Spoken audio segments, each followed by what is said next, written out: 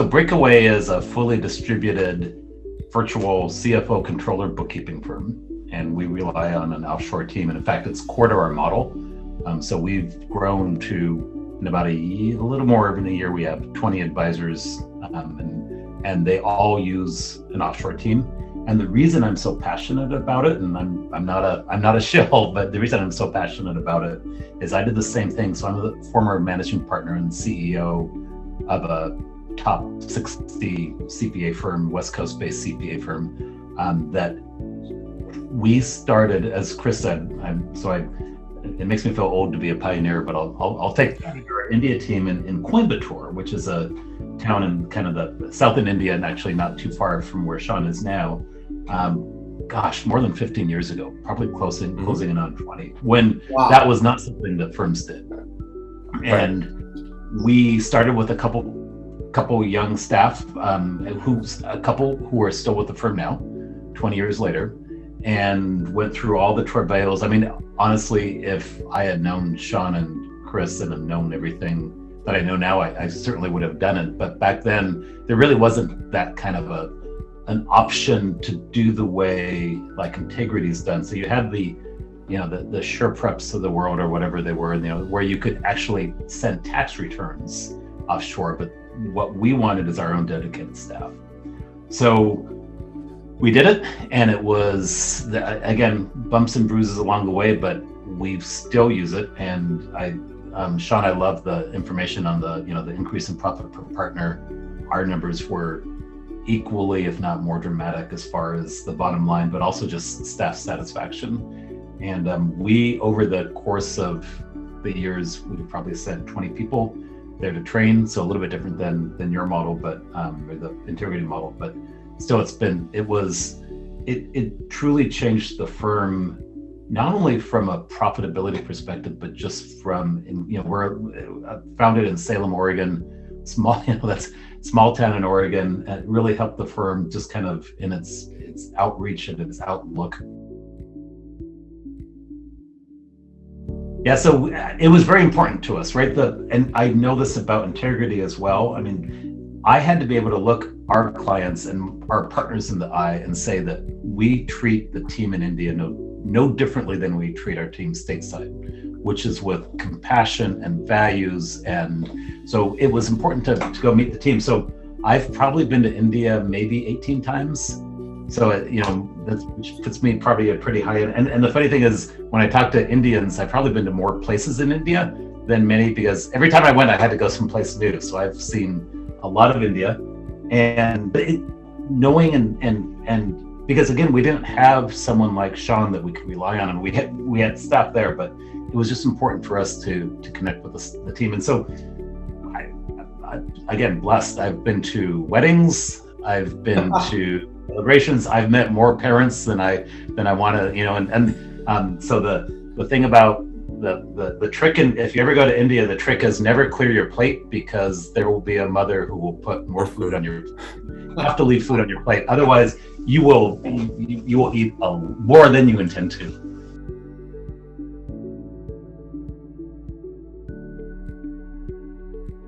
Really great question, Sean.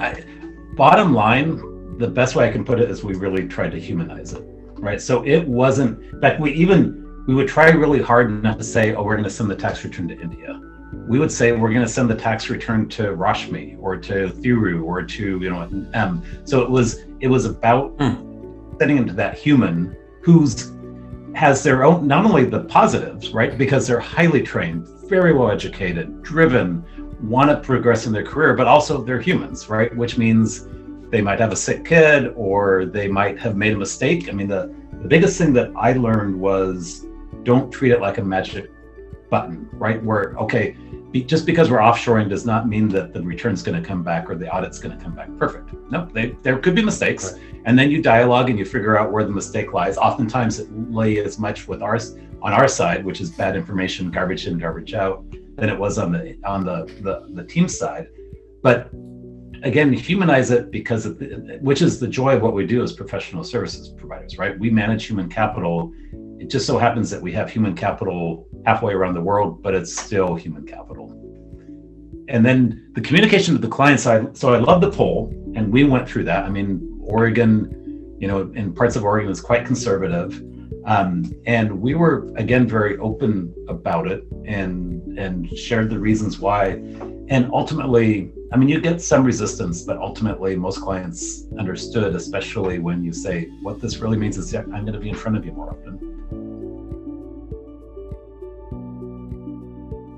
We ended up with the concept we called a champion. And so we really wanted someone stateside. So it was a little bit more of a funnel point, rather than having 10 people in Oregon communicating with I mean, certainly the 10 people could communicate with the 10 people in India, but we found it better to have one person who was checking in with the team, the India team. And so we called it the champion. And they were the ones who thought this was an awesome thing, and they wanted to get to know the team better, and learn more about the culture. So they're the ones that spent more time learning about cricket and and Bollywood and so that they could actually have real communications with the India team and just make it kind of, again, be that not literal translator, but kind of work translator.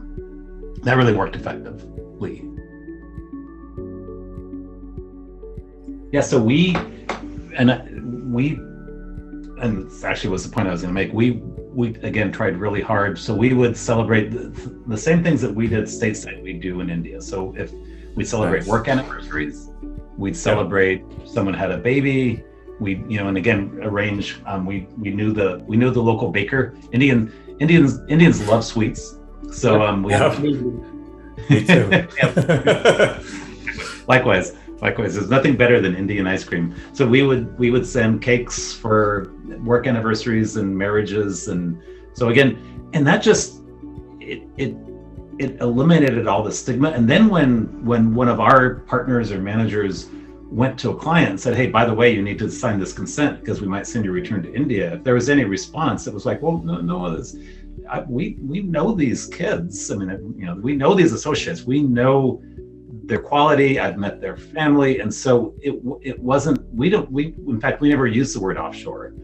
We just said that we have a distributed staff, and that was again back in the day when back to the graph you showed, Sean. There's probably only 3% of the accounting firms who are doing it. So left the big firm. It was time for me to retire, and but I didn't want to just stumble around and play bad golf, and so I really wanted to lean into what I had already done and was passionate about, and the ability to lever an offshore team, but really even actually lever it even more. So, and then of course I'm not, I don't have the access to the original, the team that I built, but using an offshore team to really empower bookkeepers, virtual CFOs, virtual controllers, and not having any of the other drag of a big firm. So we have people from industry who are doing it.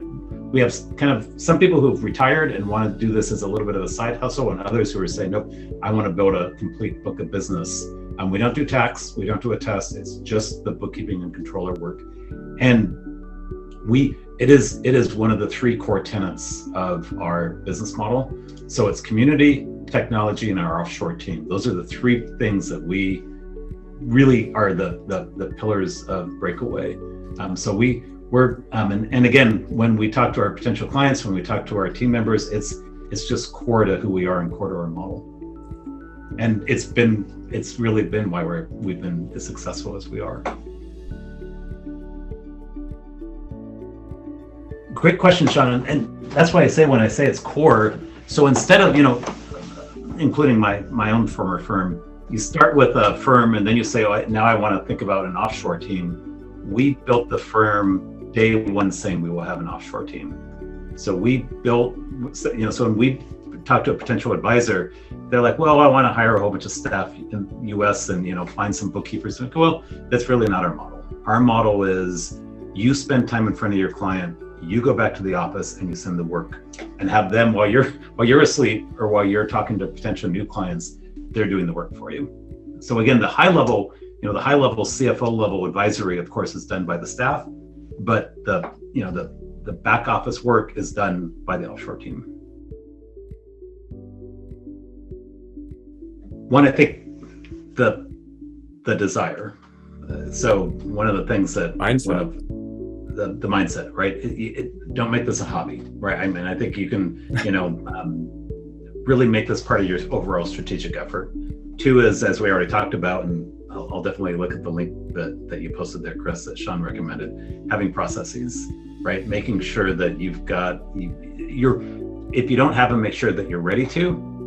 And then the trusted partner, like an Entigrity, because it's your reputation on the line when you look your client in the eye and say, no, trust this team. I trust them. And so you've got to have that deep level of trust. Because I'm sure everyone on this webinar gets contacted 3 or 4 times a week by, organizations that you haven't heard of, small teams. They may be fine, but you are putting your own reputation on the line. So you need to make sure that your partner you trust your partner.